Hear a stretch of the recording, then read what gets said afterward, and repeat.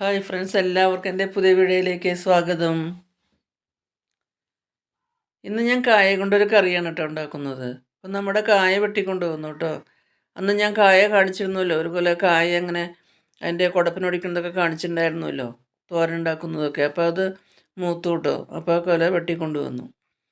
അതിൽ നിന്നൊരു 4 കായ ഞാൻ എടുത്തു കേട്ടോ. 4 കായ ഞാൻ എടുത്ത് അതിൻ്റെ തൊലിയൊക്കെ കളഞ്ഞ് അത് 4ആക്കി ഒരു 2 ഇഞ്ച് നീളത്തിൽ ഞാനിങ്ങനെ നുറുക്കിയെടുത്തു കേട്ടോ. അതിപ്പോൾ നിങ്ങൾക്ക് എങ്ങനെ വേണമെങ്കിലും നുറുക്കിയെടുക്കാം കേട്ടോ. ഞാനിപ്പോൾ ഇത് എങ്ങനെയാണ് നുറുക്കിയെന്ന് മാത്രമേ ഉള്ളൂ. അതിലേക്ക് ഒരു സ്പൂണ് മഞ്ഞൾപ്പൊടി ഇട്ട് കൊടുത്ത് അതിലേക്ക് കുറച്ച് വെള്ളം ഒഴിച്ച് നല്ലപോലെ കഴുകി അതിൻ്റെ കറയൊക്കെ കളഞ്ഞു. 3-4 പ്രാവശ്യം ഇങ്ങനെ വെള്ളത്തിൽ കഴുകിയെടുത്തു കേട്ടോ. അതിനുശേഷം അതൊന്ന് വറുത്തരയ്ക്കണം. വറുത്തരച്ച കറിയാണ് ഉണ്ടാക്കുന്നത്. അതിനുവേണ്ടി ഞാനൊരു ഫ്രൈ പാൻ അടുപ്പത്ത് വെച്ചിട്ടുണ്ടായിരുന്നു. അത് ചൂടായപ്പോൾ അതിലേക്ക് ഒരു 4 ടേബിൾ സ്പൂണ് തേങ്ങ ചിരകിയത് ചേർത്ത് കൊടുത്തു. തേങ്ങ ചിരകിയത് ചേർത്ത് കൊടുത്ത് നല്ലപോലെ ഒന്ന് ഇളക്കിയിട്ടോ. നമ്മൾ സാധാരണ സാമ്പാറിനൊക്കെ വറുക്കില്ലേ, തീയലിനൊക്കെ, അതുമാതിരി നമുക്കൊന്ന് നല്ലപോലെ ഒന്ന് ചുവക്കെ വറുത്തെടുക്കണം. അപ്പോൾ നല്ലപോലെ ഇളക്കിക്കൊണ്ടിരിക്കണം കേട്ടോ. അടി പിടിക്കാണ്ട് ഇങ്ങനെ ഇളക്കിക്കൊണ്ടിരിക്കണം തേങ്ങ.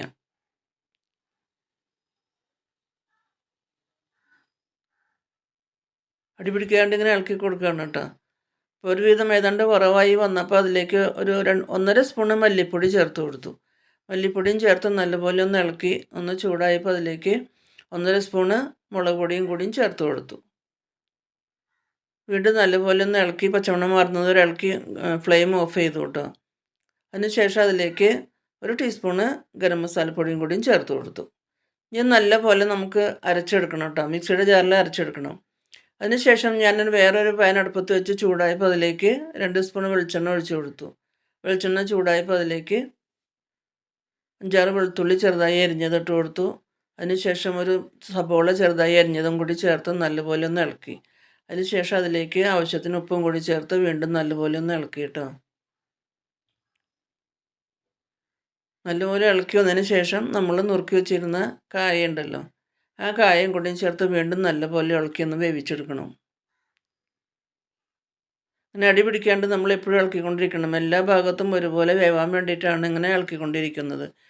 അതിനുശേഷം അതിലേക്ക് മഞ്ഞൾപ്പൊടി ഇട്ടുണ്ടായിരുന്നില്ല, മഞ്ഞൾപ്പൊടിയും കൂടിയും ചേർത്ത് കൊടുത്തു. 1 ടീസ്പൂൺ മഞ്ഞൾപ്പൊടിയും കൂടിയും ചേർത്ത് വീണ്ടും നല്ലപോലെ ഒന്ന് ഇളക്കിയിട്ടോ. ഒന്ന് തൊടാണ്ട് നമ്മളിങ്ങനെ ഇളക്കി ഏതാണ്ട് പകുതി വേവാവുന്നവരെ ഒന്ന് വേവിച്ചെടുക്കണം. അതിനുശേഷം നമ്മൾ വറുത്തരച്ച് വെച്ചിരുന്ന മസാല ഒക്കെ കൂട്ടുണ്ടല്ലോ, തേങ്ങയൊക്കെ വറുത്തരച്ചിട്ടുണ്ടായിരുന്നില്ലേ, ആ അരച്ച് വെച്ച മസാല ഞാൻ ഒഴിച്ചു കൊടുത്തു. നല്ലപോലെ ഒന്ന് ഇളക്കി യോജിപ്പിച്ചു.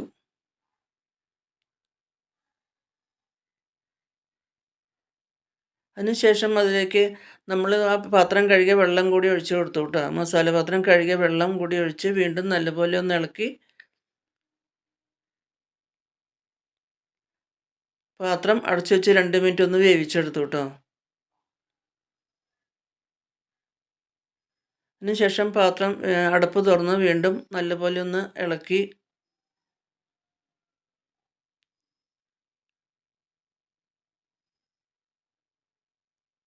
ഒരു പുളിപ്പിന് വേണ്ടിയിട്ട് ഒരു തക്കാളി ചെറുതായി അരിഞ്ഞു വെച്ചിട്ടുണ്ടായിരുന്നു, അതും കൂടി ചേർത്ത് കൊടുത്തു. തക്കാളി ആദ്യം ചേർക്കാഞ്ഞത് കായ വേവാത്ത കാരണം കൊണ്ട് ചിലപ്പോൾ കായ വേവില്ല. പച്ചക്കറികൾക്കൊക്കെ ആദ്യം തന്നെ നമ്മൾ തക്കാളി ഇട്ട് കൊടുത്താൽ ചിലപ്പോൾ വേവില്ല. അതുകൊണ്ടാണ് ഞാൻ തക്കാളി ഒടിവിട്ട് കൊടുത്തത്. ഏതാണ്ട് വേവായപ്പോഴാണ് ഞാൻ തക്കാളിയും കൂടി ചേർത്ത് വീണ്ടും നല്ലപോലെ തക്കാളിയും കൂടി ഒന്ന് അടച്ചു വെച്ച് വേവിച്ചെടുത്തു.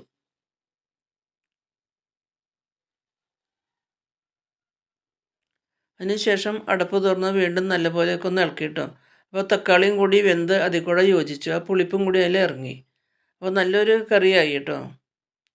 ഇതിപ്പോൾ ചപ്പാത്തിയുടെ കൂടെയോ ചോറിൻ്റെ കൂടെയോ അപ്പത്തിൻ്റെ കൂടെയോ എങ്ങനെ വേണമെങ്കിലും കഴിക്കാം കേട്ടോ. നല്ലൊരു ടേസ്റ്റി കറിയാണ്. നോൺ വെജ് കഴിക്കാത്തവർക്കൊക്കെ വളരെയധികം ഇഷ്ടപ്പെടുന്ന ഒരു കറിയാണ് ഈ കറി. തേങ്ങയും മസാലയൊക്കെ വറുത്തരച്ച കറി. അതിനുശേഷം അതിലേക്ക് കുറച്ച് 5-6 ചെറിയ ഉള്ളിയും കറിവേപ്പിലയും കൂടി വെളിച്ചെണ്ണയിൽ മൂപ്പിച്ചിട്ടു കേട്ടോ. അപ്പോൾ നല്ലൊരു ടേസ്റ്റി കറി തന്നെയായി. വീഡിയോ എല്ലാവർക്കും ഇഷ്ടമായെന്ന് വിചാരിക്കുന്നു. ഇഷ്ടമായ ലൈക്ക് ചെയ്യാനും ഷെയർ ചെയ്യാനും മറക്കരുത്. ആദ്യമായിട്ട് കാണുന്നവരാണെങ്കിൽ ഒന്ന് സബ്സ്ക്രൈബ് ചെയ്ത് സപ്പോർട്ട് ചെയ്യണം കേട്ടോ. പുതിയൊരു വീഡിയോ ആയിട്ട് നമുക്ക് വീണ്ടും കാണാം. Thank you for watching.